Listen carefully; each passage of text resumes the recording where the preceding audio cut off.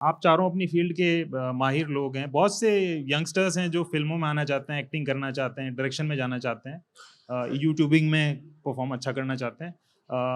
क्या आपका वो मोमेंट लाइफ़ का कौन-सा था जब आपने वो हिम्मत की, डेयर टू ड्रीम किया कि यार मेरे को इसमें ही जाना है, देखी जाएगी जो होगा? आपने कोई बैकअप प्लान भी शायद तैयार किया, ना किया।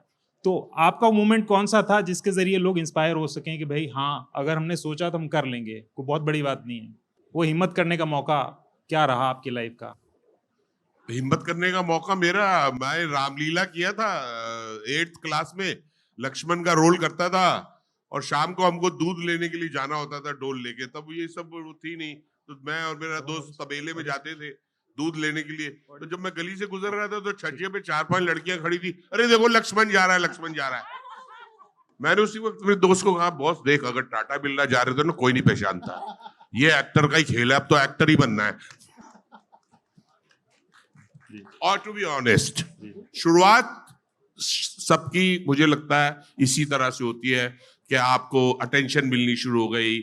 जो स्कूल में कोई भाव नहीं देते थे टीचर, ये तो नालायक हैं, लेकिन जब ये एनुअल डे पे प्ले करता है तो बहुत अच्छा करता है।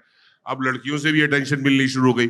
लेटर ऑन जैसे जैसे आप उसके अंदर जाते हैं, फील्ड के अंदर घुसते हैं, तब आपको उसकी सीरियसनेस, उसकी क्राफ्ट, फिर आप धीरे धीरे उसके अंदर पढ़ना शुरू करते हैं, आप बढ़ते हैं और फाइन करते हैं उसको। लेकिन मुझे लगता है शुरुआत सबकी ऐसे ही होती है, शो ऑफ।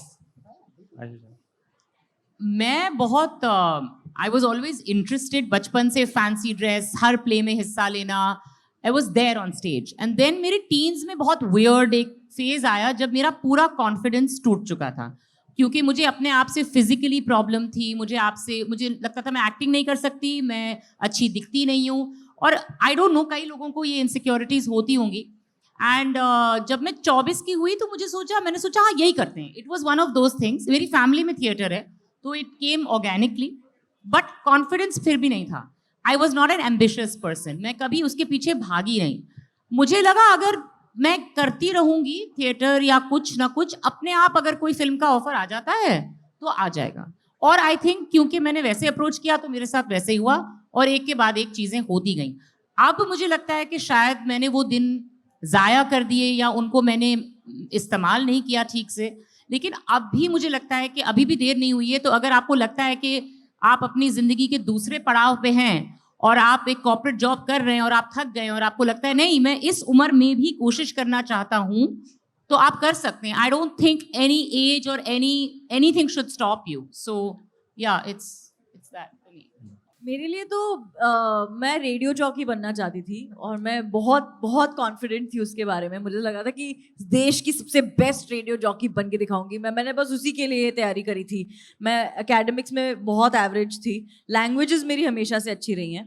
तो ये सपना मेरा बहुत तेज़ी से चल रहा था जब तक मैं रेडियो स्टेशन पहुंची और मेरा पहला शो आया और मैंने वो शो सुना और मेरा जो दिल टूटा कि मैं कहे तो बहुत बुरा है, ये तो हो नहीं पाएगा बिल्कुल। लकीली मेरे बॉस ने मुझे टाइम पे फायर कर दिया जब छोड़ के मैंने यूट्यूब बनाना शुरू कर दिया था। तो आई थिंक वो जो एक था ना कि वो एक ही लीप था ऑफ फेथ जो मैंने लिया था कि चलो जो होगा देखा जाएगा। I think that really changed everything for me. मेरा किस्सा थोड़ा मनोज जी से सिमिलर है। मैं 8th स्टैंडर्ड में एक बॉयज स्कूल से कोएड स्कूल में शिफ्ट हुआ था। तो बॉयज स्कूल में तो आपको पता ही नहीं होता लड़कियों से कैसे बात करना है, क्योंकि सब गुंडे ही होते हैं और अब अपना अपना काम कर रहे होते हैं। तो जब मैं आया तो थोड़ी हिचकिचाहट थी, बट जब मैं, और थिएटर एक माध्यम था अपने आप को एक्सप्रेस करने का, तो मुझे याद है मैंने एक प्ले में परफॉर्म किया था और उस परफॉर्मेंस के बाद, और वो टीचर्स डे पे परफॉर्म किया था 5 सितंबर को, उसके बाद जूनियर से लेके सीनियर तक सब लड़कियां मेरा नाम जानती थी। तो और लकीली उस प्ले में मेरा नाम भी उन्होंने शशांक ही रखा था। तो तब चस्का लगा कि यार ये एक्टिंग और जो मीडियम है इससे एक रीच मिल सकती है। एंड ऑफ कोर्स जब आप बड़े हुए फिर एक इम्पॉर्टेंट पड़ाव आया कि अब मैं या तो MBA स्कूल जाऊं या फिल्म मेकिंग स्कूल जाऊं, और तब मैंने पेरेंट्स ने लकीली मुझे सपोर्ट किया और बोला कि ठीक है, अगर फिल्म मेकिंग का इतना मन है तो कोर्स करो, सीखो और फिर देखो क्या होता है लाइफ में। Morpheus, the Greek god of dreams, favors the ones who dare to dream.